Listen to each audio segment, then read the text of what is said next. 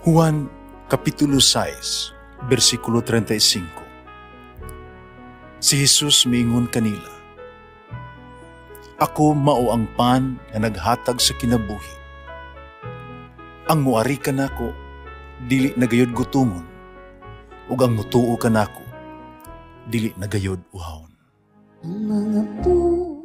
Pan sa kinabuhi.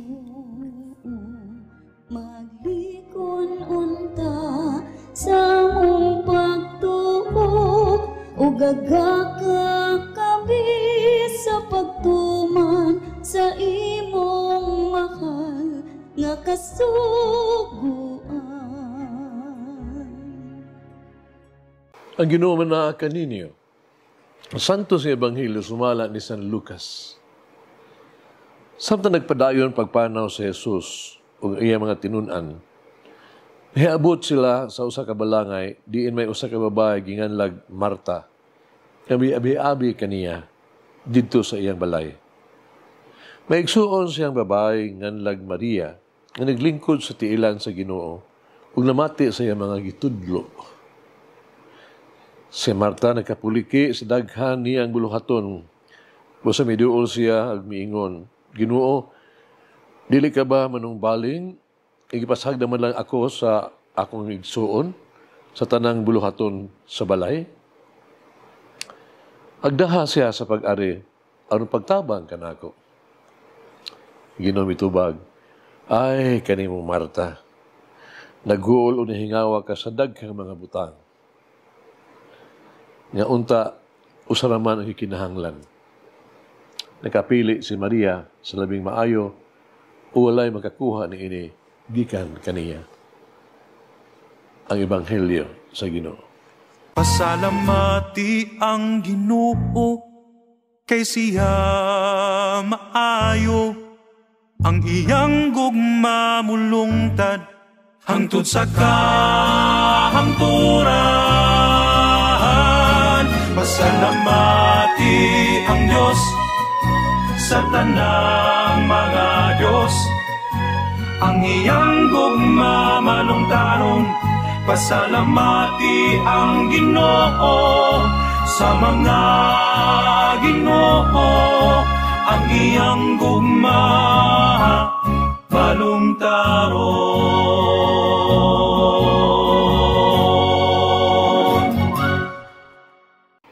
Baka pakutana kita ni ini, bahin sa nitabo ni Marta. Daghang kayo siya giandam, no? Si Marta, para kang Jesus. Nagkapuliki ni siya. Ibe-abi niya siya si Jesus. Wala sayo ko buto ng naon ba? Sigurado nga, gi-appreciate, no?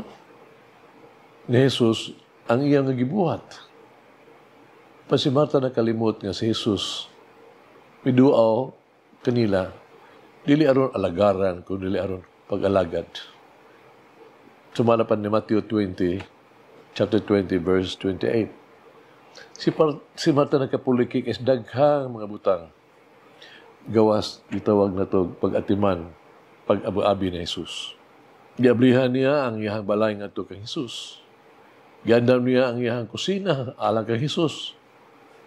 Apan ang iyang huna-huna o kasing-kasing, halayo, daw sirado. Halayo sa para kang Jesus. Wala ka siya sa dagha mga butang, pero nakalimtan niya si Jesus pag-entertain. Si Maria sa laing bahin, mihatag siyang panahon kang Jesus. Siya naminaw kang Jesus, ipakita niya kana pinaagi sa pag-matrigdanon na kinaiya. Siya andam ang makakaton gikan kang Jesus. Sa ingon iyang gidawat sa Jesus, uban sa iyang kasing-kasing.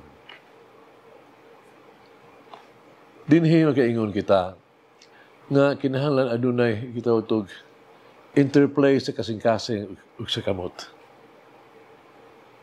Kinahanglan adunay sagol mixed sa pag-ampo ug ang buhat.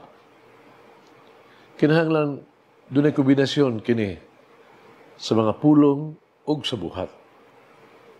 Ang mga pulong gikan sa tuwa mga ngabil, kila magpahayag pinagi sa mga buhat sa itong mga kamot.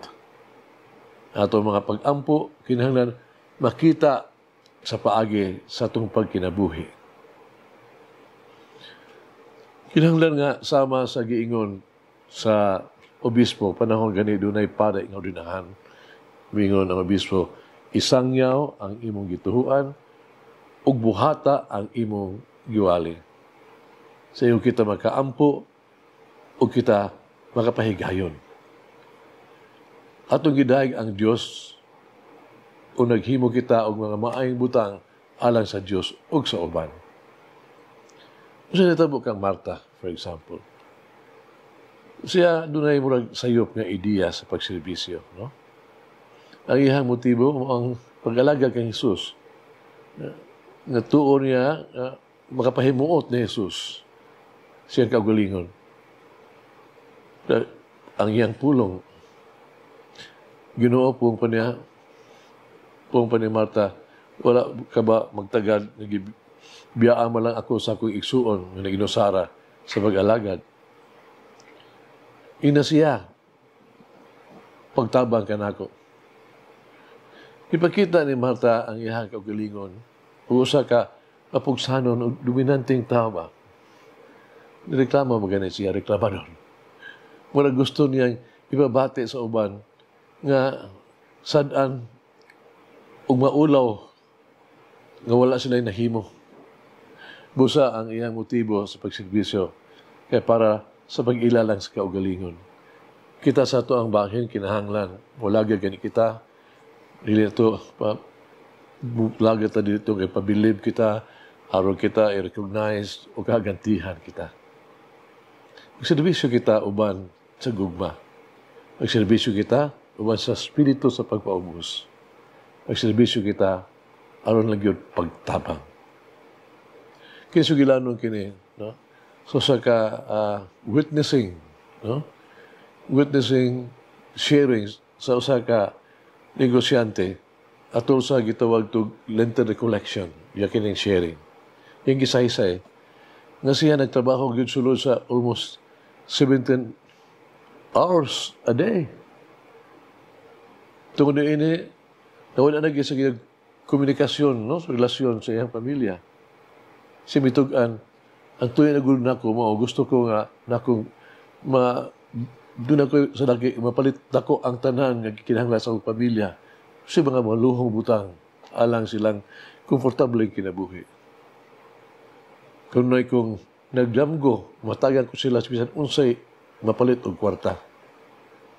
Mga nga tungod ni ini, wala na ko'y panahon na makisandurot panahon para kanila. Nga maunti, di ay labing importante nga mao'y ilang kinahanglan nga usa ka amahan nga naa kanunay uban kanila sila ang mga panginahanglan labi pa sa pagmahal. Hagit sa kinabuhi. Bisi ba kayo ta sa daghang mga butang nakalimot na ta sa paghatag og quality time, no? Para sa Dios ug sa atong pamilya. Mag-ampo kita. Among minahal maluluyon Diyos. Pumasayloon na Jesus. Salamat kayo sa imong pagbantay kanamo. Salamat kayo sa imong pagmatragdanong pagdawat. Itagaan mo na, ibabilhan mo kami pag-ayo o gihatag mo kanamo ang imong gugma o pasaylo. Ikaw na mati o nag-atiman sa mong mga panginahanglan. Imong gitubag ang among pangapag-ampo o mga pangaliya ang imong gihatag ang usay kulang kanamo. Dayon ko, unta ko ikaw. Dayon ka kanamo. Salamaton ka ikaw kanamo. O dili dyan kami namo napakyason. Amen. Mama Mary, may always lay my concern and anxieties at the feet of Jesus. Malangin ang Diyos magagahong sa tanan, Amahan, Anak, Espiritu Santo. Amen. May the Lord of the divine mercy bless us all, heal us from all diseases and suffering. Ayun unta niya kita. Tanang mga sakit na to sa lawas. O sa kalag. Body and soul. In the name of the Father, the Son, and of the Holy Spirit. Jesus, I trust in you. Amen.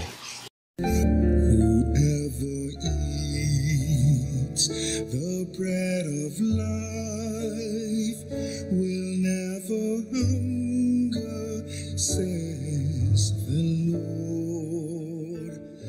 Kay galaan inyong nabati ang pagpaambit ug hamubong pamalandong sa pulong sa Dios pinaagi sa tulumanon. Pan sa kinabuhi nga gidumala ni Monsignor Daddy Silva. Hangtod na usab sa sunod higayon, daghang salamat.